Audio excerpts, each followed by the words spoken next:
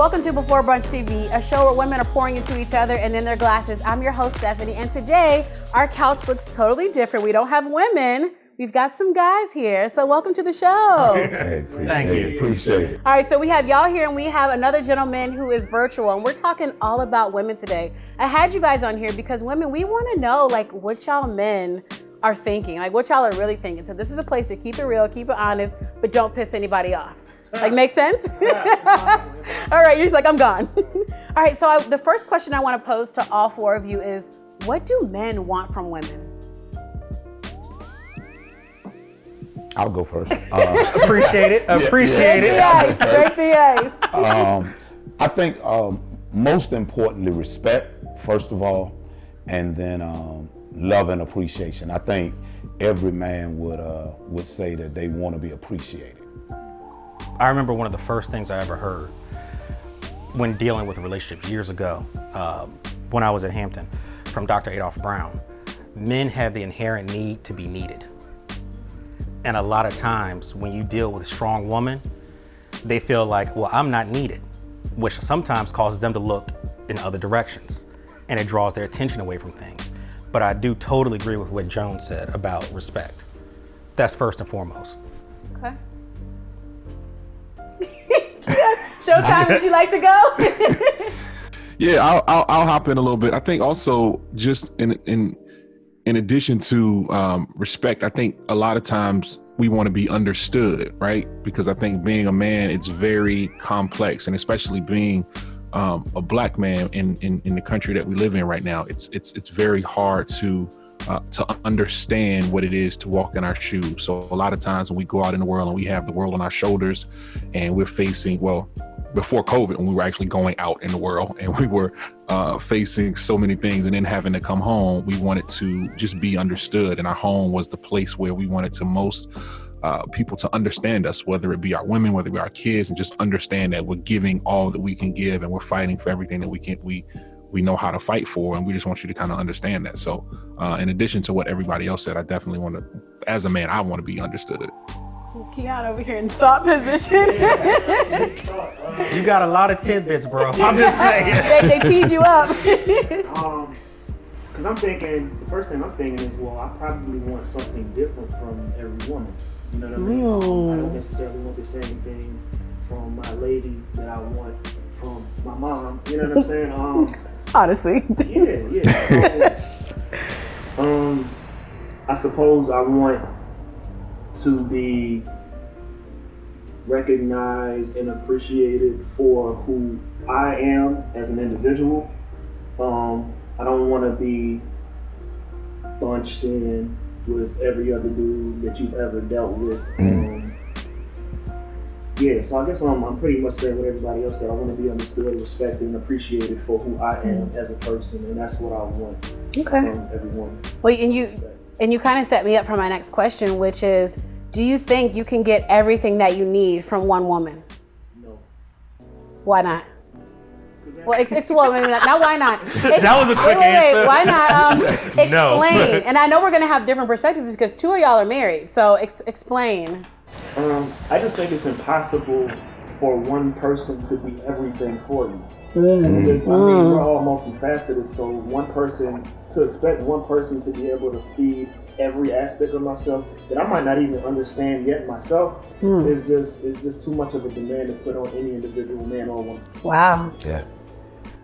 That's a very good point, because I feel the same way.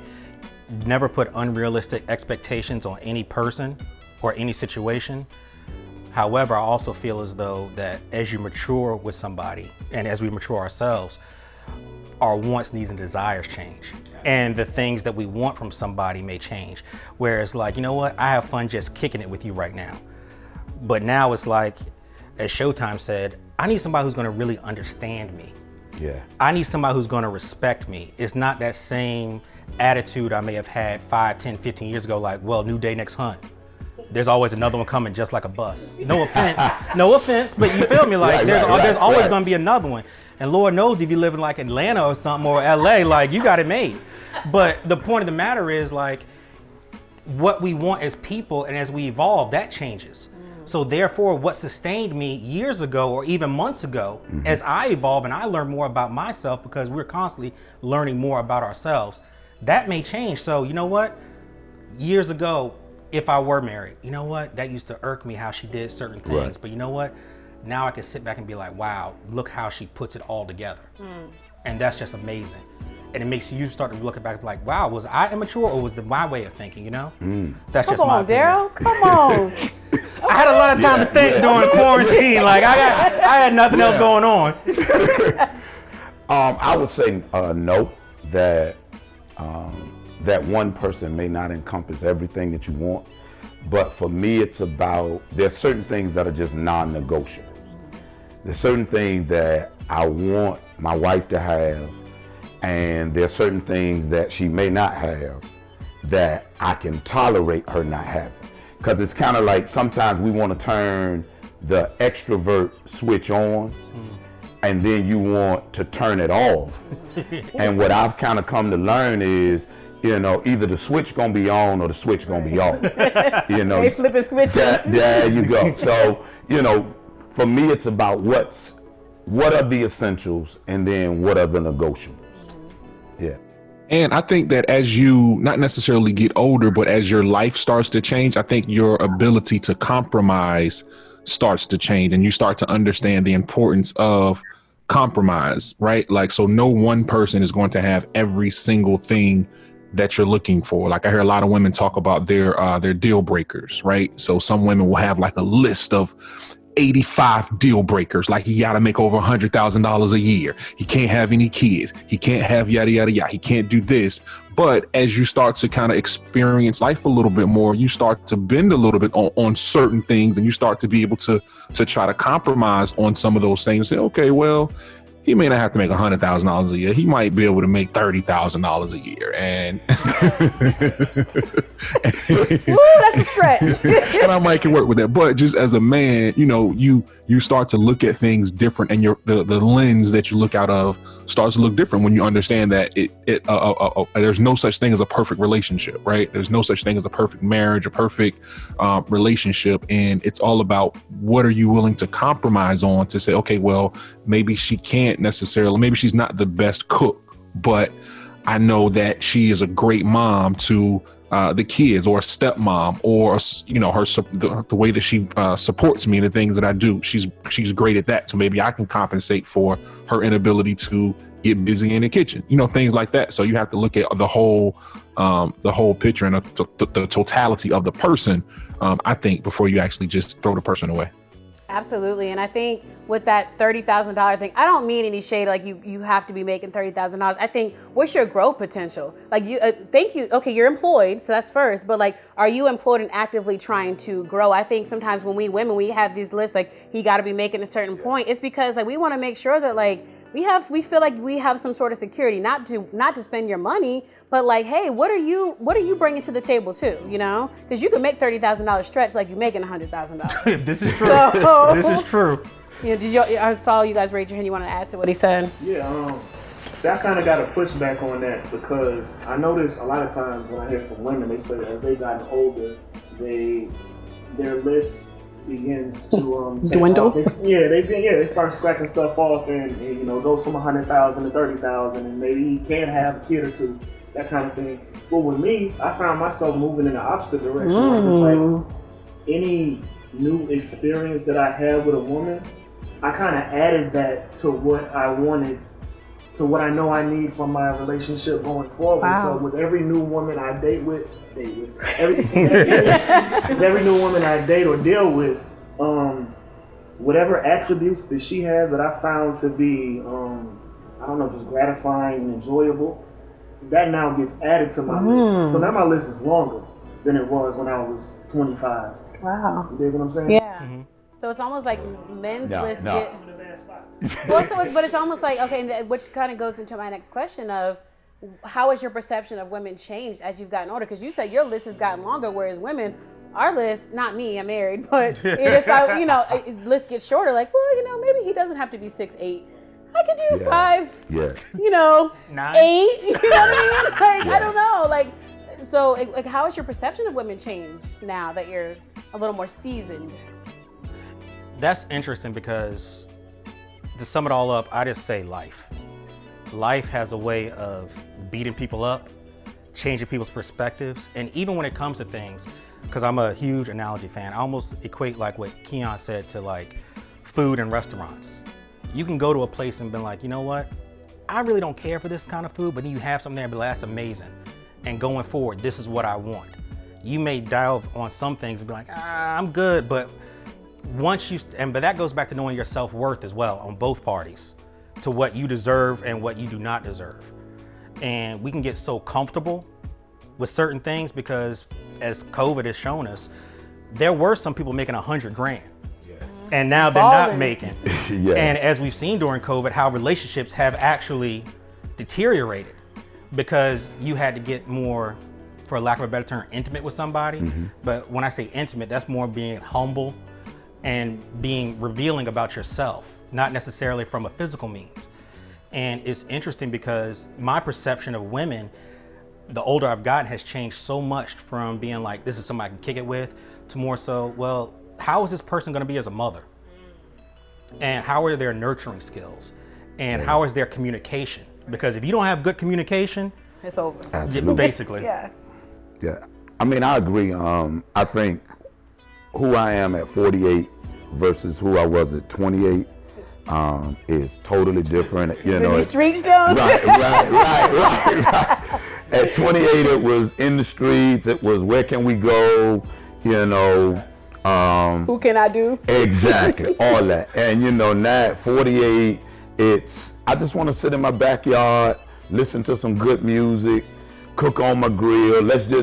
And I mean, it slowed down. And I was thinking the other day, I was like, when did my life change?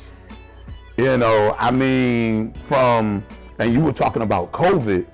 I mean, literally for like the last 3-4 months, I mean, we haven't gone anywhere. Mm-hmm. So we've turned literally our living room into the club, if that makes sense. So, you know, we move the tables and, you know, and we clubbing by ourselves. Okay. Now, 20 y'all years doing. ago, that would have just, I'd have been bored. I'd have been like, I gotta get out the house. exactly. And so, I mean, I think it's an evolution. Yeah. Well, I think that Steph, like you, and like you said, I'm married, so my perception of, you know, it don't even really matter at this point. Good answer. It don't Good matter what my answer. perception is out here Hey, because wife. I got a wife to come home to. But I think it's important for the people that aren't married, for the individuals, just, you know, I think that as men, you know, a lot of times we perceive women as, and I hear a lot of brothers talk about this, well, she can't do this or she can't do that. But without looking at the positives that she necessarily brings to the table. And I think, like the brother said earlier, with COVID, our perspectives on a lot of things are changing, right? And I think it's changing because we can't go anywhere. So we can't go to the club to meet women if we were single. We can't go out and meet anybody. Like, we have to figure out, okay, well, what can we do at home? How can we be creative with our dating life? And we don't know when COVID is going to end. So it's like, okay, well, I still kind of crave that companionship. If I was single, if I still crave that companionship, like, how can I find that? Like, how can I get close to somebody, or how can I continue to build a relationship? So I think this puts us in a weird space, because it's like you want to have human interaction with folks, but it's like you can't, because I can't go out with you or, you know, invite you over, because I don't know what you're bringing with you. Like, you might bring a whole COVID species with you, and then we gonna have a problem. So, you know, I think this has forced us to look at the way that we build our relationships a little bit differently, because it has to be built more than just on those superficial things. So now it's like, okay, well, if I were to get sick, can I count on you to help me out, or to be here for me? If, you know, if I'm on my sick bed, who can I count on? Who can I call on? Because if I can't call on you when I'm sick, then it ain't no need for me to call on you when I'm not sick. So, you know, I think this has caused us to change our perspective and look at things a little bit different. That's real. You know what? I feel like COVID put every single man on the same playing field. Yeah. Everybody's at home. So your $1 million, where you going? You ain't hopping on the jet. You're not going anywhere. So Right. I feel like this is the time where men, and obviously women too, but we're talking about men, have really had to think outside the box, especially if you have a partner. Like, what are we gonna do Right. in these four walls? Like me and my husband's here behind the camera. He didn't want to be on this episode. Probably, well, whatever. But you know what? So like COVID changed the entire shape of our marriage. Like, and some good, some bad. You know, and so we talk about like for men, it's just like, and we're business owners, so he's had to hustle even more because like, yo, we don't know when this is gonna end. Right. And so from you, like from a man in a provision standpoint, do you feel like you have to be the provider or woman, or are you like, no, I'm cool if my woman makes more, or are you like, yo, we doing this 50-50? Because I know some people's perceptions is different, because I feel like a lot of men who have a lot of money, they want somebody who doesn't work so they can control them with the money. So what is y'all's perception of that? That's a great question. I think I'll take a stab at it first. Against the backdrop of probably a lot of other brothers' perception, I believe that it's my job to provide for my family. Whatever that means. If it means me having a full-time job, getting a part-time job, getting a third hustle, I watched my dad do that growing up, and so I just I've taken that approach, right, wrong, or indifferent, in every relationship I've had. You know, from being a teenager to now being married, you know, that kind of thing.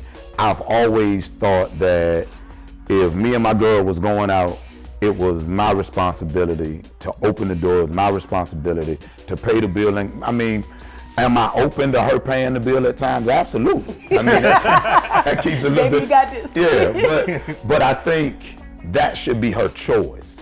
And not that, you know, she's got to kind of take care of me because, you know, I'm a mama's boy or something like that. Yeah. I never heard that perspective of you think it should be the woman's choice to pay. I like that.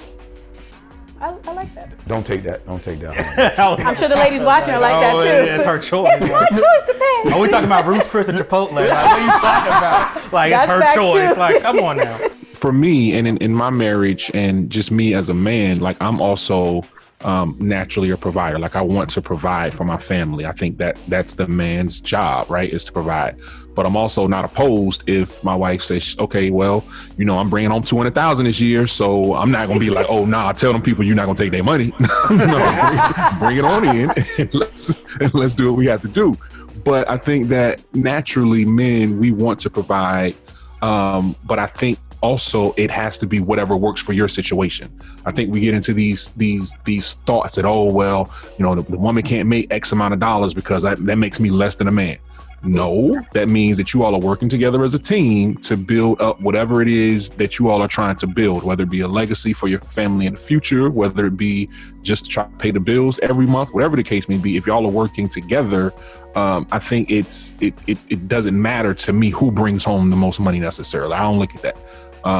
But I think, you know, we have to do a better job of just letting everyone do what works for them. You know what I mean? Like your situation and your marriage is totally different than my marriage. And this person's situation, if they're just dating and he says, okay, well, I'm paying all of the bills, all you got to do is put gas in the car, then hey, that's what works for them. That let them rock. So for me, I just think it's all about whatever works for you and whatever works in your situation. But if my wife say I'm bringing home 200,000, then hey, oh yeah, we ain't mad at the 200,000. But it's real interesting to go back on what you guys said, how, you know, I do believe it's inherent in a man to be a provider.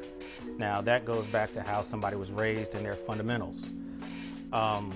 However, there could be such an ebb and flow in the relationship where, let's just say, for example, you're a business owner. Right. Some months it's going to be good. Some months it's going to be bad. Yeah. I may make more this month. You may make more next month. I may make more this year. You may make more next year. However, it's kind of, you have to have that understanding and that relationship where you don't put exclamations on something like, you have to do this. Right. This has to be this way. Like, you know, I can't provide, so I can't be with you. Well, there may be times I cannot provide. I don't know how my job situation is. But then it goes back to like Showtime said with, you know, even if it's just putting gas in the car, it's the small things sometimes. Even if you don't have the ability to do more but want to do more. Yeah. A bunch of small things add up to a lot. Oh, absolutely. You know what I mean? Absolutely. It's the little things that add up to the whole. Yeah. As opposed to be like all or nothing. Yeah. That's just my opinion. It's like Birkin bag or gas? Like, I mean, Yeah, you can get that Birkin I bag. know, right? Really? Like 10 years Exactly. worth, maybe a lifetime. So you want a bag or you want to go on vacation? I'm just saying. That's real. Yeah. That's real. Keon's always in deep thought. Oh, like, yeah. Man, I be trying to analyze. I just because I'm halfway between traditional and just halfway practical. You gotta be malleable about it. And in my opinion, it's like I feel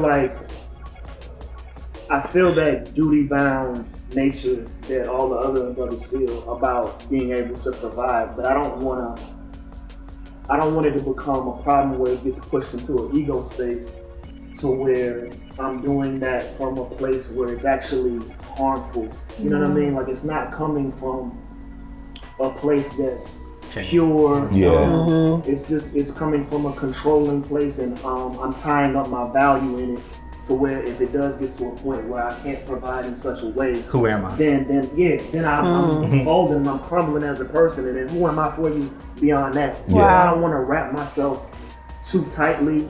I don't want to wrap that too tightly into my identity, but ideally, yes, I would like to be able to provide. But I'm also noticing something now where there are a lot of women who they don't like the idea of you being able to have that much control. You know what I mean? I'm seeing a lot more in like social media conversations and discussions where they're like, no, you don't get to pay for everything because that means you own me.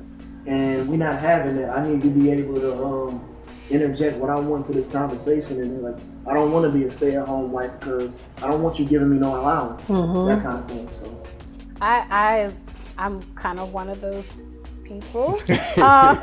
Only because I think how it's played out on media is that like women are objects.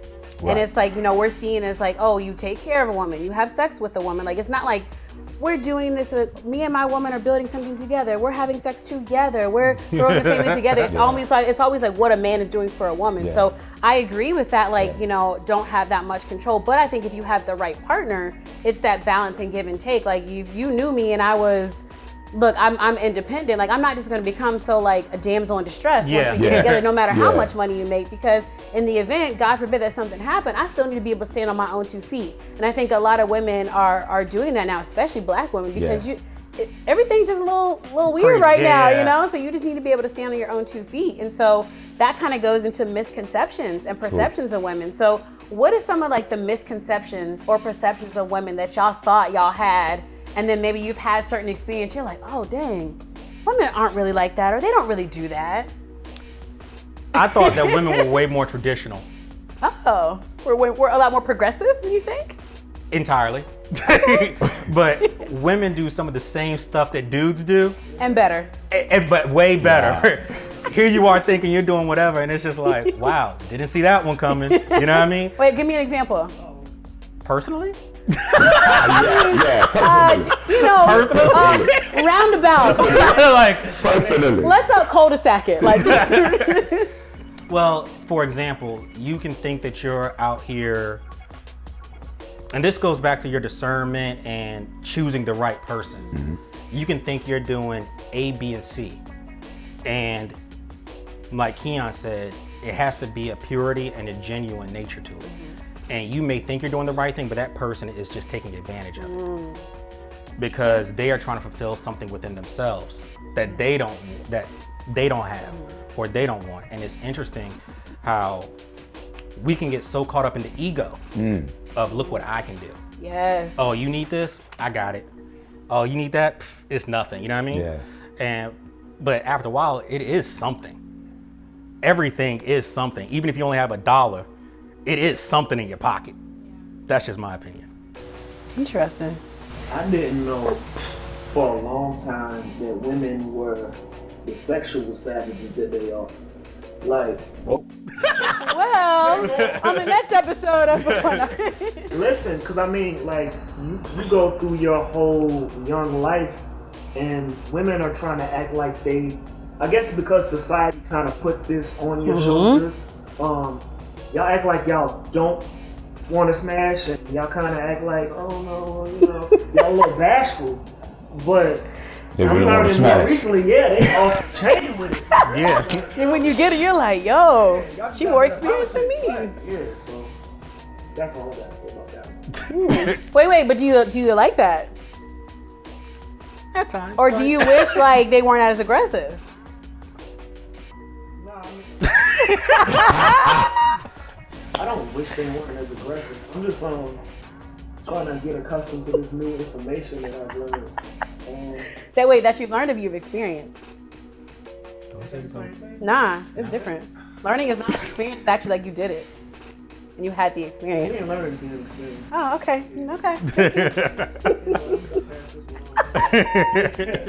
But being married, like, have you seen an evolution in your wife? Like, in terms of from when y'all first met to now? Because my husband swears I'm a whole different person now. So, like, have you seen a difference? Absolutely.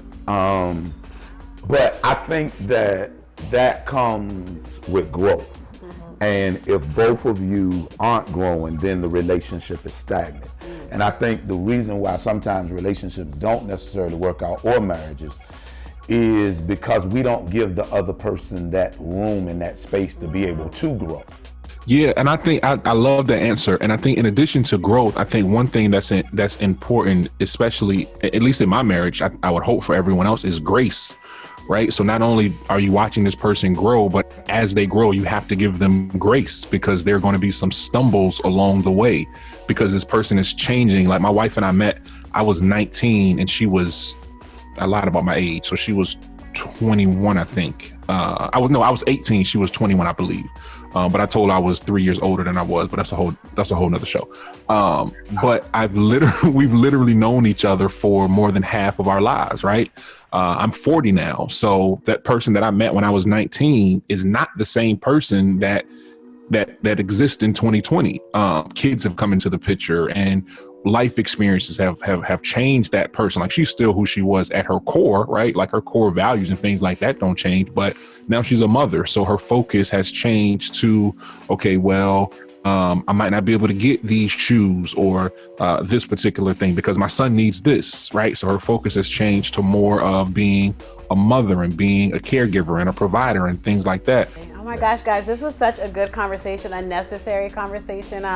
I hope you all at home they dispelled some myths about what y'all really think about women. But I always like to leave my show with a positive affirmation. So I've given all the guys an affirmation card. Showtime, I'm gonna read yours for you. So Jones, if you'll do the honor of reading yours first, we're gonna leave the people with a good word.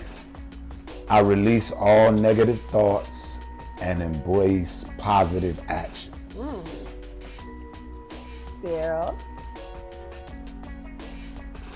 Seriously? I will rest when rest is needed. Like, take a nap. You might have needed to take do a that nap. today. Take a nap. Okay. Keon. Yeah. I am healed. I am loved. I am whole. Ooh, why was that perfect for Yeah. Keon though right now? Dang, they made you. All right, show. Yours says, I am enough. I am enough. Absolutely. Yes. I love it. That was yours. All right, guys, thank you so much for joining us. And thank you all so much for watching. Make sure you follow us on social media at Before Brunch TV. We'll see you next time.